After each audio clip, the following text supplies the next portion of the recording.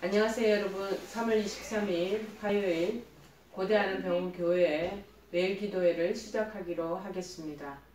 우리 다같이 사도신경으로 하나님께 신앙을 고백합니다. 전능하사 천지를 만드신 하나님 아버지를 내가 믿사오며 그 외아들 우리 주 예수 그리스도를 믿사오니 이는 성령으로 잉태하사 동정녀 마리아에게 나시고 본디오 빌라도에게 고난을 받으사 십자가에 못 박혀 죽으시고 장사한 지 사흘 만에 죽은 자 가운데서 다시 살아나시며 하늘에 오르사 전능하신 하나님 우편에 앉아 계시다가 저리로서 산자와 죽은 자를 심판하러 오시리라. 성령을 믿사오며 거룩한 공예와 성도가 서로 교통하는 것과 죄를 사하여 주시는 것과 몸이 다시 사는 것과 영원히 사는 것을 믿사옵나이다. 아멘. 오늘 하나님께서 저희들에게 주시는 말씀은 신약성경 마태복음 9장 19절에서 22절 말씀 보시겠습니다. 마태복음 9장 19절에서 22절입니다. 우리 다같이 한 목소리로 함께 봉독하시겠습니다. 예수께서 일어나 따라가심에 제자들도 가더니 12해 동안이나 헬루증으로 앓는 여자가 예수의 뒤로 와서 그 겉옷가를 만지니 이는 제 마음에 그 겉옷만 만져도 구원을 받겠다 함이라. 예수께서 돌이켜 그를 보시며 이르시되 딸아 안심하라 내 믿음이 너를 구원하였다 하시니 여자가 그 즉시 구원을 받으리라. 아멘. 여러분 오늘 겉옷만 만져도 라는 21절의 그 중반부에 있는 말씀을 따서 제목으로 정하겠습니다. 겉옷만 만져도. 이 세상을 살아가느라면 참 사고도 많은 것 같습니다. 그래서 우리는 자주 어려운 문제에 직면하게 되고 그때마다 우리는 의지할 수 있는 분이 하나님뿐이니까 주님께 문제를 해결할 수 있는 큰 권능을 달라고 저희들 간구하고 있지요. 또 주님의 보좌를 움직일 수 있는 것은 큰 믿음이라는 것을 생각하기 때문에 주님께 저희들이 큰 믿음을 주세요. 큰 믿음을 주시옵소서. 그렇게 그 부분을 간구하고 있습니다. 그런데 오늘 본문을 보면은요. 12해를 헬루증으로 앓는 이 여인은 참 주님의 겉옷만 만져도 라는 아주 뭐라고 그러나 계절심할만 못한 그런 믿음이라고 그럴까요? 아주 작은 바람. 그 바람을 가지고 그리고 자신의 병을 깨끗이 고침받게 된 것입니다. 또 이 여인은 주님께 칭찬까지 듣게 됩니다. 대체 이 겉옷만 만져도 라는 이 여인의 말 한마디는 어떤 의미들을 함축하고 있을까요? 도대체 거기에 대해 어떤 의미가 함축되어 있기에 주님께서는 이처럼 정말 즉시 여인의 병을 고쳐주었을까요? 여러분 병실에 있으면서 이 여인과 같은 그러한 고침을 즉시 받는 것 그거 우리 모두 다 소원하고 있고 마음에 깊은 바람을 가지고 있으실 겁니다. 자, 함께 살펴보면서 교훈을 얻도록 그렇게 하시겠습니다. 즉시 이 여인의 병을 고침받은 것 어떤 의미가 그 안에 내포되어 있었기에 예수님이 바로 이 여인을 그냥 어떤 긴 세월도 아니고 바로 즉시 그렇게 고쳐주고 낫게 해주셨는가. 그 여인의 그 안에 모든 그 원인이 있지 않겠는가 그 마음이 들죠. 첫 번째는 뭐냐. 지푸라기라도 붙잡고 싶은 심정이 그 여인의 마음속에 있었다는 겁니다. 여러분 잠시 이 여인이 처한 상황을 한번 생각해 보십시다. 이 여인은 그때까지 한 12년간을 헬루증으로 살았다고 하고 있지 않습니까? 10년이면 강살로 변한다는데 여러가지 상황도 정황도 다 바뀌어지는데 12년을 이 헬루증으로 계속 피를 흘리고 그렇게 하혈을 하고 있었다는 거죠. 헬루증이 그 당시는 어려웠는지 모르지만 오늘날에 와서는 외과 수술로 고칠 수 있는 병이라고 합니다. 그래서 그렇지만 당시로서는 절대 치료가 불가능한 그런 불치병이었다라는 것이죠. 그러니 이 병이 가져다 주는 이 통증 그리고 병이 절대로 나을 수 없다는 이 뭔가 모르게 마음속에 서면은 절망감, 이 마음속에서 여인은 얼마나 저주스러운 삶을 살았겠는가, 그런 마음을 우리가 살펴볼 수가 있겠습니다. 그런데 이 저주스러운 이 삶을, 내 인생을 한번 정말 예수님의 겉옷만, 주님의 겉옷만 만져도 이 정말 치료를 받겠다, 나음을 입겠다라는 생각은 바로 이러한 인생의 최악의 상황에서 나온 것이 아닌가, 그런 마음이 듭니다. 여러분, 우리가 인생의 바닥을 치고 그냥 굉장히 큰 어려운 상황에 직면하게 되면 코너에 몰리게 되고 더 이상 살 길이 없다라는 그러한 우리가 완전히 처참함에 처해질 수가 있는 것이죠. 자, 그런데 이 여인도 마찬가지. 12년 동안이나 이 병을 고쳤다라는 걸 주변에 들은 적도 없고, 이 고침을 받기 위해서 돈도 엄청나게 소비를 하지 않았겠습니까? 그런데 아무런 진전이 없는 거죠. 나 평생 죽을 때까지 이 그냥 하혈하면서 이 고통을 느끼면서 살아야 되는구나. 절대절명의 그러한 상황 속에 처해져 있는 거죠. 그러니 이 여인의 마음속에 여탄 욕심이라고는 찾아볼 수 있겠습니까? 그냥 내가 낫고 싶다, 이 간절한 이 마음밖에 다른 마음이 뭐가 들어있겠습니까? 나야 되겠다라는 이 절박한 바람 하나뿐이었습니다. 근데 이것이, 이 마음이, 절박한 마음이 도리어 그 자리에서 병을 고침받을 수 있었던 근본적인 요인이 되었다는 것입니다. 여러분, 우리가 실제적으로 기도할 때 욕심을 따라 기도하는 경우가 참 많이 있는 것 같습니다. 어떤 문제 해결을 위해 기도하더라도 문제 해결 이상으로 하나님께 요구하는 경우가 많다라는 것이죠. 그러나 이 기도는요, 자신의 욕심을 하나님의 권능으로 채우기 위한 수단이 아니다라는 것을 우리가 알아야 된다라는 것입니다. 그래서 야고보서 기자는요, 이 이기적인 욕망이 개입된 기도는 결코 응답되지 않는다라고 말씀하고 있는 것입니다. 야고보서 4장 3절에 그렇게 기록되어 있어요.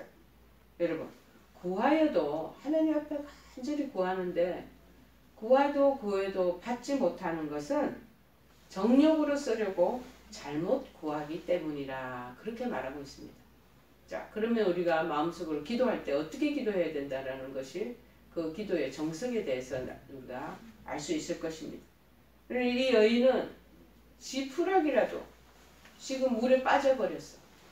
한 20m 되는 낭떠러지에서 떨어져서 물 길이 깊이가 한 20m 되는데 거기서 뭔가와 아무도 사람은 없고 지나가는 사람들 불러도 소용도 없고 지푸라기 하나, 그 다음에 정말 생각지도 못하는 그런 나무 토막 하나라도 옆에 흘러가면 그거 붙잡으려고 하는 거, 그거 당연한 것입니다. 그 지푸라기라도 붙잡고 싶은 그 심정, 그 마음에 무슨 욕심이 있겠습니까? 그 순간에는 아무런 사사로운 감정이 나타나지 않아. 오직 살아야 되겠다, 내가 여기 떠내려가는 것에서 정말 구출받아야 되겠다는 그 마음밖에 뭐가 있겠습니까? 그 마음이 이 여인에게 있었다는 것. 그 다음에 우리가 또 볼 수 있는 것은 예수님께 대한 구원의 확신. 이 구원의 확신이, 이 구원이라는 것이 치료의 확신을 얘기합니다. 그 당시 이 구원의 뜻은 치료, 힐링에 대한 내용을 또 언급하고 있습니다. 이 여인은 확신 있는 믿음의 소유자인 것 같습니다. 여러분, 누가복음, 마태복음 이 9장의 내용이요, 마가복음 5장 21절 38절에도 43절에도 나오고요, 누가복음 8장 40절에서 56절에도 이 내용, 똑같은 내용이 나옵니다. 그런데 누가복음 8장 40절 이하에서는 본문의 앞에 나타난 해당장 야이로는 딸아이가, 해당장의 야이로라는 사람이 있었는데 관리겠죠. 딸아이가 죽자 주님을 초청했습니다. 그런데 딸아이가 죽었으면 이미 포기를 해야 될 거 아니겠습니까? 그런데 딸아이가 죽었지만 주님을 또 의지하는 거예요. 주님이 오셔서 손만 얹으면 되살아날 수 있다는 이 믿음을 가졌다는 것이죠. 이 믿음 또한 대단한 믿음이 아닐 수 없는 것이죠. 주님이 죽은 자도 살리시는 분이라는 것을 인정하는 그 마음이 있기에 자기 딸이 죽었는데 숨이 끊어졌는데도 불구하고 정말 주님이 손만 얹어달라고, 그러면 우리 딸이 나을 수 있을 것이라고 그렇게 하는 그 마음, 그 믿음, 대단한 믿음이죠. 근데 이 여인도 그 아이로의 해당장 야이로의 그 딸의 그 죽음과 연관해가지고 이 여인에 대한 얘기가 나오지 않습니까? 이 여인은 주님의 옷깃만 스쳐도 나을 수 있다고 믿었다는 것이에요. 또한 죽은 이에게 주님이 손만 얹어도 되살아날 수 있다는 야이로와 똑같이 주님의 신적인 권능을 확실히 있게 믿은 이 태도가 참으로 중요하다는 것. 오늘날 기도를 많이 합니다. 사람들. 기도를 많이 하면서도 사람들의 마음에 어떤 마음이 들어가 있느냐 하면요. 주님께서 과연 내 기도를 들으셨을까? 과연 내 기도를 들어주실까? 라고 그 마음에 의심의 마음이 들어있는 사람이 많이 있다는 거예요. 그러나 이러한 태도로는 절대로 기도 응답을 받을 수 없다라고 성경에 말하고 있습니다. 야고보서의 1장 6절에서 8절에 이렇게 적혀 있습니다. 오직 믿음으로 구하고 10%라도 조금 더 의심하지 마라. 0.001%라도 의심하지 말라. 의심하는 자는 마치 바람에 밀려 요동하는 바닷물결 같으니 이런 자는 무엇이든지 주께 얻기를 생각하지 말라. 두 마음을 품어 모든 일에 정함이 없는 자로다. 마음이 두 가지 마음으로 분분한 사람. 들어주실 수도 있고 듣지 않으실 수도 있고 이런 두 가지 마음. 그런데 이 12년 동안의 혈루병을 앓던 여인은 그냥 하나님 고쳐주신다.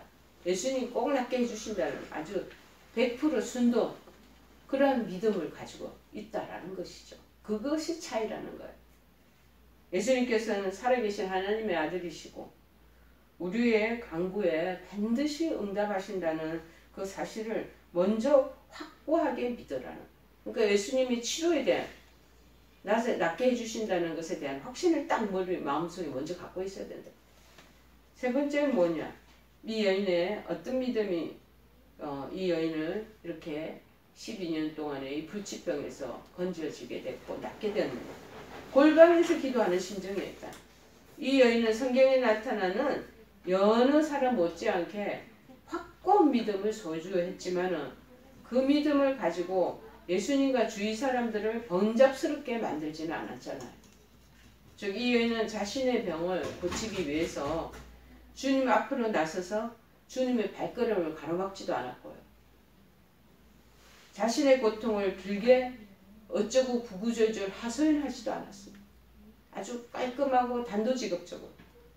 다만 여러 사람 가운데 섞여 있기에 예수님도 모르게 슬쩍 예수님의 옷깃을 이렇게 만졌다라는 거. 그거 하나밖에 없다라는 거. 여러분 이것이야말로 주님께서 말씀하신 대로 골방에서 은밀한 중에 하나님께 기도하는 태도와 다를 바가 뭐가 있겠습니까? 아무도 모르게. 쥐도 새도 모르게 정말. 군중 속에서 예수님의 그냥 그것도 지나가는 그것만 살짝 만질 거. 그 자기의 병이 불치의 병이니까 사람들한테 숨어 있어야 되고 동네에 나타나지도 말아야 되니까 면목이 없고 그리고 솔직하게 말해서 자존감도 많이 바닥이 나 있는 신세가 아니겠습니까? 그러니까는 정말 아무도 모르게 골방에서 기도하는 사람들, 은밀하게 주님하고의 1대1의 대화를 하면서 기도하는 사람, 그러한 마음과 같이 그렇게 했다라는 거예요. 여러분, 기도라는 것이 뭐예요? 저희들 지금 오늘도 여기도 기도실이거든요. 88병동. 1대1 대화를 하는 게 기도입니다. 하나님께. 진정한 기도하는 사람은 자신의 고통을 사람들에게 떠벌리지 않습니다.